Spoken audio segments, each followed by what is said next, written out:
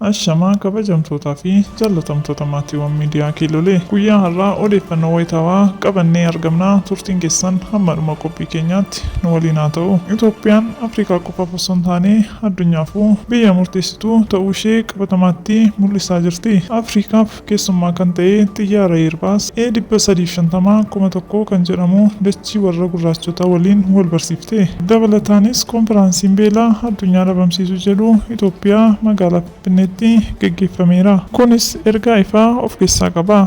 Inni Itoophiyaan biyya dinagdeedhaan Afrikaa dursaa jirtu akkasumallee qonna ammayyeessuun wabii nyaataa mirkaneessaa akka jirtudha. Bara bulchiinsa abbichuu Itoophiyaan badhaadhina hawwurraa mul'ata ishee hojiitti hiikutti ceetee jirti. Beela balleessuuf hirmaannaan waloon taasifamuu bu'aa gaarii qaba jechuunis muummichi ministeeraa dubbataniiru. Tattaaffiiwwan waloon beela balleessuu fi wabii nyaataa mirkaneessuuf hirmaannaan taasifamuu bu'aa abdachiisaa qabasi. Hirmaattonni yaa'ii addunyaa beela irraa bilisaa irratti hirmaachuuf gara handhuura dippiloomaasii Afrikaatti baga nagaan dhuftan jecha Itoophiyaatti hojiilee waggoota 6 darban keessaa ce'umsa qonnaa fi oomishtummaa irratti xiyyeeffachuun hojjetameen lafa qonnaaf oolu dachaan dabaluun oomisha midhaanii industiriif sona olaanaa qaban oomishuun bu'aa abdachiisaan argama.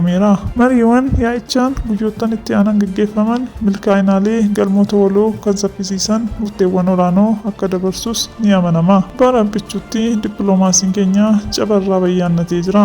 Calaqqee imaammata hariiroo alaa keenyaa kan ta'e fayyadamummaa waloo mirkaneessuun dantaa biyyaalessaa mirkaneessuun isaa ijoo fi isa hangafaa. Haaluma kanaan waggoota 6 darban keessatti tattaaffii taasifameen dippiloomaasii jabaa Itoophiyaa guddoo madaaluu ijaaruun danda'ameera.